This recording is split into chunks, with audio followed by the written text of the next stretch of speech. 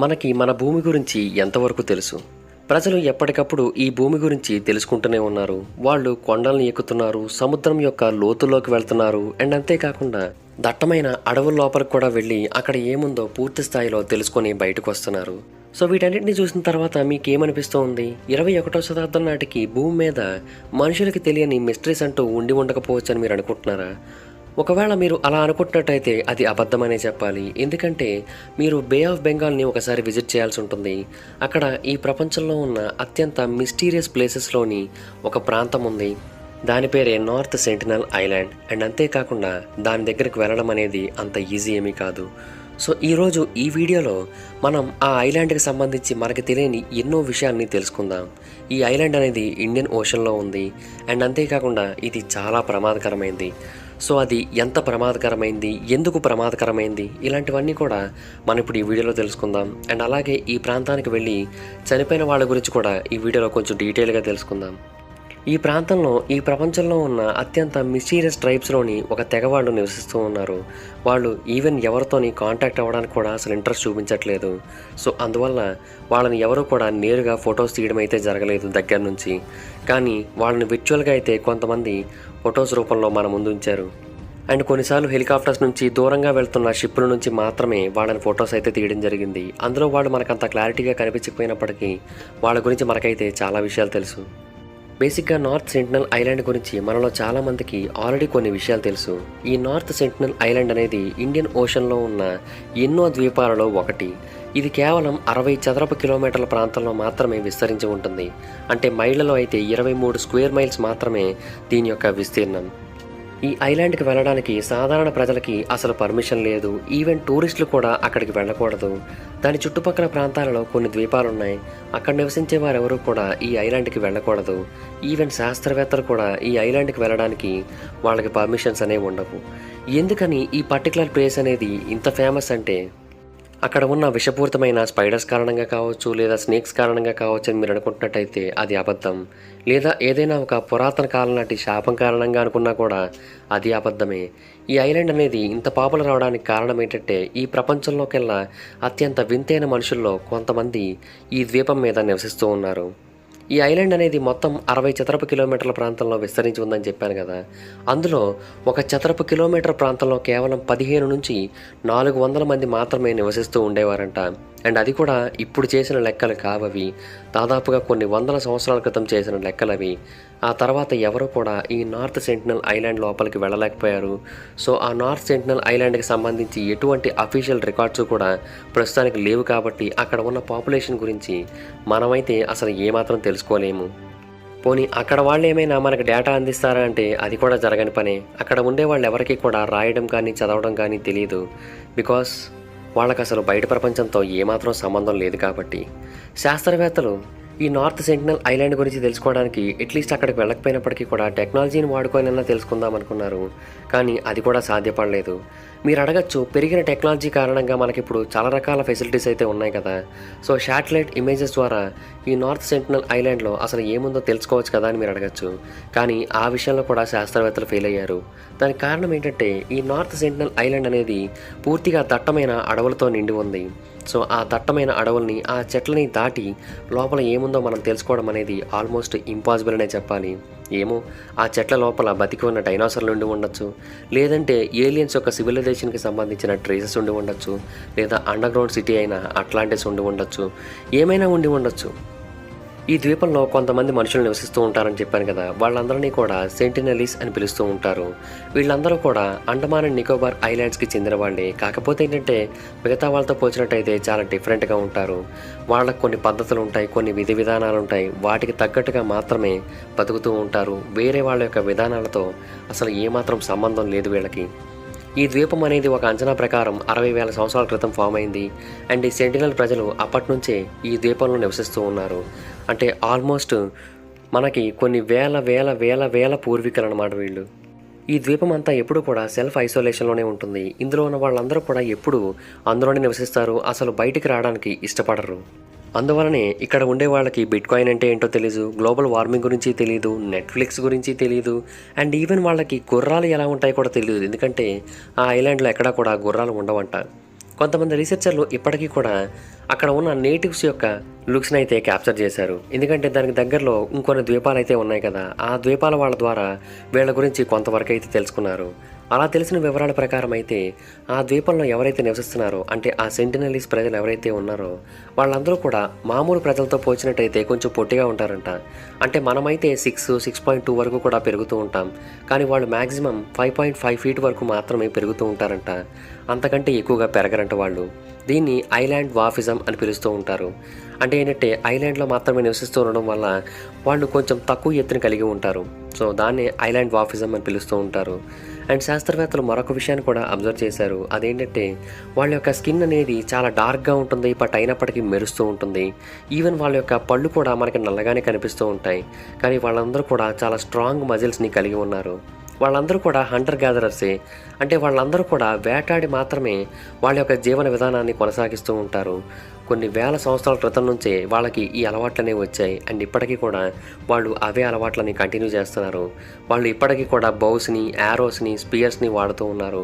వాటి ద్వారానే ల్యాండ్ యానిమల్స్ని కావచ్చు, సీ ఫుడ్ని కావచ్చు వేటాడి పట్టుకుంటారు. కొన్నిసార్లు అయితే క్రాబ్స్ని, షెల్ ఫిష్ని వీటన్నిటిని కూడా చేతులతోనే పట్టుకొని తినేస్తూ ఉంటారంట. ఎందుకంటే వాళ్ళకి అవి చాలా అలవాటైన పనులు, చేతులతో అలా వేటాడడం అనేది. ఆ నార్త్ సెంటినల్ ఐలాండ్ మీద మనకి ఎక్కువగా చేపల యొక్క షెల్స్ అనేవి కనిపిస్తూ ఉంటాయి. దీన్ని బట్టే మనకు అర్థమవుతుంది ఆ షెల్ ఫిష్లు అనేవి వాళ్ళకి ఎంతగా బలైపోతున్నాయి అనేది. ఈవెన్ ఈ ద్వీపంలో నివసిస్తున్న ప్రజలకి అగ్రికల్చర్తో కూడా అసలు ఏమాత్రం సంబంధం లేదు. సో దాని కారణంగా వాళ్ళు ఈవెన్ వాళ్ళని కూడా తయారు చేసుకోలేకపోతున్నారు, అలాగే బోట్స్ని కూడా తయారు చేసుకోలేకపోతున్నారు. ఇంకా ఆశ్చర్యకరమైన విషయం ఏంటంటే వాళ్ళకి నిప్పుతో అసలు కనెక్షన్ ఉందా లేదా అనే విషయం కూడా ఎవరికి పూర్తి తెలియదు. ఈవెన్ ఈ 20వ శతాబ్దంలో కూడా వాళ్ళకి సంబంధించిన ఎన్నో మిస్టరీలు మనకి ప్రశ్నలుగానే మిగిలిపోయాయి. ఇప్పటికీ కూడా ఈ సెంటినలీస్ ప్రజలు చిన్న చిన్న టెంపరీ గుడిసెల్లో మాత్రమే నివసిస్తూ ఉంటారు. వాళ్ళకి మెటల్స్ అంటే ఏంటో తెలీదు, అండ్ వాటిని బెండ్ చేసుకోవడం అంటే ఏంటో అసలే తెలీదు. వాళ్ళకి ఒక వింతైన భాష ఉంటుంది, ఆ భాషలోనే మాట్లాడతారు. అది తప్ప ఇంకే భాష కూడా వాళ్ళకి తెలియదు. ఈ ఐలాండ్ అనేది చాలా వింతగా ఉంటుంది, అలాగే ఇక్కడ ఉన్న సివిలైజేషన్ కూడా చాలా వింతగా ఉంటుంది. శాస్త్రవేత్తలు ఎన్నోసార్లు ఇక్కడ ఉన్న తెగవాళ్ళ గురించి పూర్తిగా తెలుసుకోవడానికి ట్రై చేశారు, కానీ ఆ ఐలాండర్స్ మాత్రం అసలు ఎవరిని కూడా వాళ్ళ దగ్గరికి రానివ్వరు. వాళ్ళు చాలా దూరంగా ఉండడానికి ఇష్టపడుతూ ఉంటారు. అయితే ఈ నార్త్ సెంటినల్ ఐలాండ్ని అఫీషియల్గా ఇండియానే ఆర్గనైజ్ చేస్తూ ఉంది. కోర్స్ ఇండియన్ గవర్నమెంట్కి మరియు ఈ ద్వీపంలో ఉన్న తెగవాళ్ళకి మధ్య అసలు ఎటువంటి అగ్రిమెంట్ అనేది లేకపోయినప్పటికీ కూడా ఈ సెంటినల్స్ అసలు ఏమాత్రం డిస్టర్బ్ కాకుండా ఉండడానికి ఇండియన్ గవర్నమెంట్ తన యొక్క ప్రయత్నం అనేది చేస్తూ ఉంటుంది. ఎందుకని ఈ తెగవాళ్ళు ఎవరితోని కాంటాక్ట్ అవ్వకుండా అందరికీ దూరంగా ఉంటారు అని అడిగితే ఇండియన్ గవర్నమెంట్ చెప్పే మాటలు ఏంటంటే వీళ్ళు ఎన్నో ఏళ్లుగా ఎవరితోని కాంటాక్ట్ లేకుండా, బయట ప్రపంచంతో సంబంధం లేకుండా ఆ ద్వీపంలో మాత్రమే నివసిస్తుండడం వల్ల వాళ్ళలో ఎవరిలోని కూడా ఇమ్యూనిటీ సిస్టమ్ అనేది అంతగా డెవలప్ అవ్వలేదు. సో చిన్న చిన్న డిసీజెస్ కూడా వాళ్ళకి చాలా వేగంగా అంటుకుంటాయి. అండ్ అంతేకాకుండా వాళ్ళలో ఎఫెక్ట్ కూడా చాలా ఎక్కువగా చూపిస్తూ ఉంటాయి. సో నార్మల్ పీపుల్ ఎవరైనా సరే వాళ్ళ దగ్గరికి వెళ్ళినట్టయితే వాళ్ళ కారణంగా ఆ ఇన్ఫెక్షియస్ డిసీజెస్ అనేవి వాళ్ళందరికీ కూడా అంటుకొని ఆ తర్వాత ఆ ద్వీపం మొత్తానికి కూడా స్ప్రెడ్ అయ్యి ఆ తర్వాత అక్కడ ఉన్న వాళ్ళందరూ కూడా చనిపోయే అవకాశం అనేది ఎక్కువగా ఉంది. సో అందుకని వాళ్ళు బయట ప్రజలతో అసలు ఈవెన్ కాంటాక్ట్ అవ్వడానికి కూడా ఇష్టపడరని వాళ్ళు చెబుతున్నారు. అండ్ ఇది మాత్రమే కాకుండా 19వ శతాబ్దంలో ఒక సంఘటన జరిగింది. బ్రిటిష్ ఆఫీసర్ అయిన మారిస్ విడాల్ పోర్ట్మ్యాన్ అనే ఒక వ్యక్తి ఇక్కడ నివసిస్తున్న వాళ్ళందరి మీద కూడా కొన్ని పరిశోధనలు అనేవి చేయడం కోసం ఆ ద్వీపంలో నివసిస్తున్న ఒక 6గురినైతే బంధించాడు. అందులో 2 పెద్దవాళ్ళు కాక 4 చిన్నపిల్లలు. యాక్చువల్గా ఆ 6గురిని ట్రీట్ చేసిన విధానం నిజంగా మానవత్వ విలువలనేవి లేకుండా చేశారనే చెప్పాలి. వాళ్ళ యొక్క ట్రీట్మెంట్ని తట్టుకోలేక ఆ పెద్దవాళ్ళిద్దరూ కూడా చనిపోయారు. ఆ తర్వాత మిగిలిన 4 పిల్లల్ని కూడా మళ్ళీ తీసుకొని వచ్చి ఆ సెంటినలీస్ ఐలాండ్లోనే పడేసి వెళ్ళిపోయారు. బట్ మెల్లమెల్లగా వాళ్ళైతే క్యూర్ అయ్యారు, కానీ అప్పటి నుంచి వాళ్ళకి మనుషుల మీద ద్వేషం అనేది బాగా పెరిగిపోయింది. సో మనుషులతో అసలు కాంటాక్ట్ అవ్వకూడదని మరింత గట్టిగా నిర్ణయించుకున్న టైం అయితే అది. సో ఇండియన్ గవర్నమెంట్ ఈ ద్వీపంలో ఉన్న వాళ్ళందరినీ కూడా కాపాడడం కోసం అని చెప్పి ఈ ద్వీపానికి ఎవరు వెళ్లకుండా ఆపుతూ ఉంటుంది. ఇండియన్ బార్డర్ పాట్రోల్ బోట్స్ ఈ ఐలాండ్ చుట్టూ రెగ్యులర్గా తిరుగుతూ ఈ ఐలాండ్ చుట్టుపక్కలకి ఎవరు రాకుండా ఆపుతూ ఉంటుంది. ఈ ఐలాండ్ చుట్టుపక్కల ఒక బార్డర్ ఉంటుంది, అది 9 కిలోమీటర్ల ప్రాంతం వరకు ఉంటుంది. సో మనం మ్యాక్సిమం ఈ ద్వీపానికి 9 కిలోమీటర్ల వరకు మాత్రమే చేరుకోవచ్చు. అంతకుమించి కనుక మనం క్లోజ్గా వెళ్ళినట్టయితే మనల్ని అరెస్ట్ చేస్తారు, ఎందుకంటే అదంతా కూడా రిస్ట్రిక్టెడ్ ఏరియా కాబట్టి. ఇంకొకటి ఏంటంటే ఈ సెంటినెలీస్ ఐలాండ్లో చాలా నిధులు ఉన్నాయని చాలామంది యొక్క నమ్మకం. అండ్ ఆ నిధికే వీళ్ళంతా కూడా కాపలా కాస్తూ ఉంటారని, ఆ నిధిని ఎవరు ఎత్తుకుపోకుండానే వాళ్ళందరూ కూడా ఎవరిని అక్కడికి రానివ్వట్లేదని చెబుతూ ఉంటారు. బట్ అది నిజమా కాదా అన్నదైతే ఎవరికీ కూడా పూర్తిగా తెలియదు. ఒకవేళ ఎవరైనా సరే బయట ప్రపంచం నుంచి వీళ్ళతో కాంటాక్ట్ అవ్వాలని ట్రై చేసినట్టయితే వీళ్ళు చాలా అగ్రెసివ్గా రియాక్ట్ అవుతూ ఉంటారు. అగ్రెసివ్ అంటే కోపంగా చూడటమో లేదంటే వాళ్ళని వెళ్ళిపోమని చెప్పడమో కాదు, ఏకంగా చంపేస్తూ ఉంటారు కూడా. సో అంత అగ్రెసివ్గా ఉంటారు వీళ్ళు. ఈవెన్ వాళ్ళ నుంచి అసలు ఎటువంటి బెదిరింపు కాల్స్ అనేవి రాకపోయినా, లేదంటే మిమ్మల్ని చంపేస్తామన్నట్టుగా వాళ్ళు ప్రవర్తించకపోయినా, లేదా వాళ్ళ దగ్గర ఎటువంటి ఆయుధాలు లేకపోయినా కూడా పరమనిషి కనిపిస్తే చాలు చంపేస్తారు. కాకపోతే అలాగని ఈ ఐలాండ్కి ఇప్పటి వరకు ఒక్కరు కూడా వెళ్ళలేదా, వెళ్ళి ప్రాణాలతో తిరిగి రాలేదా అంటే సక్సెస్ఫుల్గా వెళ్ళి తిరిగి వచ్చిన వాళ్ళు కూడా ఉన్నారు. 1991లో ఒకసారి కొంతమంది వెళ్ళారు, వాళ్ళతో చాలా పాజిటివ్గా మాట్లాడారు, వాళ్ళకి కొబ్బరికాయలు కూడా ఇచ్చి రిటర్న్ వచ్చారు. ఆ తర్వాత మళ్ళీ 1997లో కూడా అక్కడికి వెళ్ళారు. కానీ ఆ తర్వాత నుంచి మాత్రం ఆ ఐలాండ్కి ఎవరిని కూడా వెళ్ళనివ్వలేదు. ఎందుకంటే సెంటినెలీస్ మళ్ళీ వైల్డ్గా రియాక్ట్ అవ్వడం మొదలుపెట్టారు కాబట్టి. 2004లో ఇండోనేషియా దగ్గర ఒక భూకంపం వచ్చి సునామీ వచ్చిన విషయం మనకందరికీ తెలిసిందే. ఆ టైంలో గవర్నమెంట్ ఆఫ్ ఇండియా వాళ్ళు ఈ ద్వీపానికి ఒక హెలికాప్టర్ కూడా పంపారు. ఎందుకంటే ఈ డిజాస్టర్ కారణంగా సుమారుగా 2 లక్షల మందికి పైగా చనిపోయారు.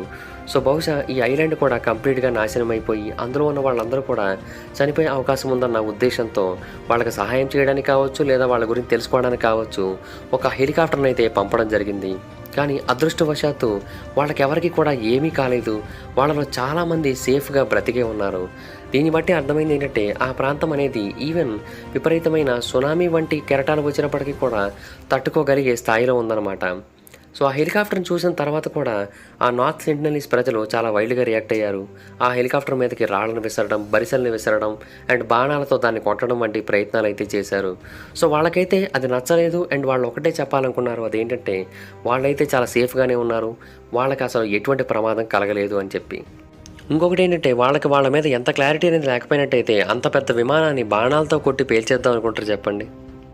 సో ఆ తర్వాత ఇండియన్ గవర్నమెంట్ కూడా మరి ఇంకా ఎటువంటి ప్రయత్నాలు చేయలేదు. కానీ జనవరి 27, 2006 ఇండియాకి చెందిన ఒక ఫిషర్ మ్యాన్ ఇల్లీగల్గా క్రాబ్స్ని పట్టడం కోసం అని చెప్పి అలా ముందుకు వెళ్ళిపోయి ఈ నార్త్ సెంటినల్ ఐలాండ్ దగ్గరికి వెళ్ళిపోయాడు. ఈవెన్ వార్నింగ్ సిగ్నల్స్ను కూడా పట్టించుకోకుండా ముందుకు వెళ్ళిపోయాడు. అతని యొక్క బోట్ మెల్లిగా డ్రిఫ్ట్ అయిపోయి అలాగ మెల్లిగా నార్త్ సెంటినల్ ఐలాండ్కి చేరుకుంది. ఆ ఫిషర్ మ్యాన్ మరి ఇంకా రిటర్న్ అవ్వలేదు. అతన్ని ఆ నార్త్ సెంటినల్ ఐలాండ్లో ఉన్న వాళ్ళే చంపేసి ఆ తర్వాత అతని బాడీని అక్కడే పూర్తి చేశారు. 3 రోజుల తర్వాత ఇండియన్ కోస్ట్ గార్డ్ హెలికాప్టర్ ఆ ప్రాంతానికి వెళ్ళింది అతని యొక్క బాడీని వెనక్కి తీసుకొద్దామన్న ఉద్దేశంతో. కానీ మళ్ళీ ఆ సెంటినెలీస్ ఆ హెలికాప్టర్ మీదకి స్పియర్స్, యారోస్ విసిరి దాన్ని వెనక్కి పంపేశారు. సో ఆ బాడీస్ని కూడా ఇవ్వడానికి వాళ్ళకి ఇంట్రెస్ట్ లేదని అర్థమవుతోంది. అయితే ఒకటైతే కన్ఫర్మ్, ఆ ఫిషర్మ్యాన్ అయితే వాళ్ళు సమాధి చేశారు. ఆ విషయాన్ని వాళ్ళు హెలికాప్టర్ ద్వారా కన్ఫర్మ్ చేసుకున్నారు. సో ఇలాగ నార్త్ సెంటినల్ ఐలాండ్ దగ్గరికి ఎవరు వెళ్ళినా కూడా వాళ్ళు కంటికి కనిపించకుండా మాయమైపోతారు. అలాగా 2018లో కూడా మరొక అన్ఫార్చునేట్ సంఘటన అనేది జరిగింది. కొంతమంది క్రాబ్ క్యాచర్స్ తమ యొక్క షిప్లో వెళ్తున్న టైంలో మిషనరీ పర్సన్ అయిన జాన్ ఆలన్ చావ్ అనే ఒక వ్యక్తి తన యొక్క చావును వెతుక్కుంటూ ఈ ఐలాండ్కి వెళ్ళాలనుకున్నాడు. అలాగే వెళ్ళాడు కూడా. దీనికి గాను అతను ఇండియాకి చెందిన ఇతర ఫిషర్మెన్కి $30,000 డబ్బు ఇచ్చాడంట. $30,000 అంటే మన కరెన్సీలో సుమారుగా 22 లక్షల రూపాయల పైనే. సో చావ్ అక్కడికి వెళ్ళిన తర్వాత వాళ్ళతో కాంటాక్ట్ అవ్వడానికి ట్రై చేశాడు, బట్ కుదరలేదు. కానీ ఎప్పుడైతే వాళ్ళకి ఇతను నచ్చలేదో వాళ్ళు ఇతన్ని తమ యొక్క బోస్ మరియు యారోస్తో చంపేశారు. అతన్ని అక్కడికి తీసుకొని వెళ్ళిన ఇద్దరు ఫిషర్మ్యాన్ని కూడా జైల్లో పెట్టారు. కానీ ఆ తర్వాత వదిలేశారనుకోండి, అది వేరే విషయం. చావ్స్ బాడీ ఇప్పటికీ కూడా నార్త్ సెంటినల్ ఐలాండ్లోనే ఉంది. అండ్ మేబీ అది కూడా సమాధి అయిపోయి ఉండొచ్చు. అండ్ మరెప్పుడు వెనక్కి తిరిగి రాకపోవచ్చు. ఇప్పటికీ కూడా ఈ నార్త్ సెంటినల్ ఐలాండ్ అనేది ఈ ప్రపంచవ్యాప్తంగా అత్యంత తక్కువగా స్టడీ చేయబడిన ప్లేసెస్లో ఒకటి. చాలా తక్కువ మంది మాత్రమే దీన్ని విజిట్ చేసి మళ్ళీ ప్రాణాలతో తిరిగి వచ్చారు. దీని లోపల ఏముంది, దీనిలో ఉన్న దట్టమైన అడవుల్లో ఎటువంటి నిజాలు దాగున్నాయి, ఆ తెగవాళ్ళు అటువంటి వింతైన ప్రవర్తన కలిగి ఉండడానికి కారణం ఏంటి, ఏదైనా ఒక అంతు చిక్కని రహస్యం అనేది ఈ ఐలాండ్లో ఉందా, నిజంగానే కొంతమంది అనుకున్నట్టుగా ఈ ప్రాంతంలో నిధి ఉందా, అదంతా కూడా ఇప్పటికీ ఒక మిస్టరీగానే మిగిలిపోయింది. ఓకే గైస్, ఈ వీడియో మీకు నచ్చినట్టయితే లైక్ చేయండి, ఈ వీడియోని షేర్ చేయండి, మా ఛానల్ని సబ్స్క్రైబ్ చేసుకోండి, పక్కనే ఉన్న బెల్ ఐకాన్ క్లిక్ చేయండి. ఈ వీడియోని షేర్ చేయడం మాత్రం మర్చిపోద్దు, ఎందుకంటే షేర్ చేస్తేనే వీడియో గురించి మా ఛానల్ గురించి అందరికీ తెలుస్తుంది. ఒకవేళ మీరు డైరెక్ట్గా ఫాలో అవ్వాలనుకుంటే నా ఇన్స్టాగ్రామ్ ఐడి డిస్క్రిప్షన్లో ఇచ్చాను. ఆ లింక్ మీద క్లిక్ చేసినట్టయితే డైరెక్ట్గా ఇన్స్టాగ్రామ్లోకి వెళ్ళి నన్ను ఫాలో అవ్వచ్చు మీరు. Okay guys, thank you. Meet you on next video. Bye bye.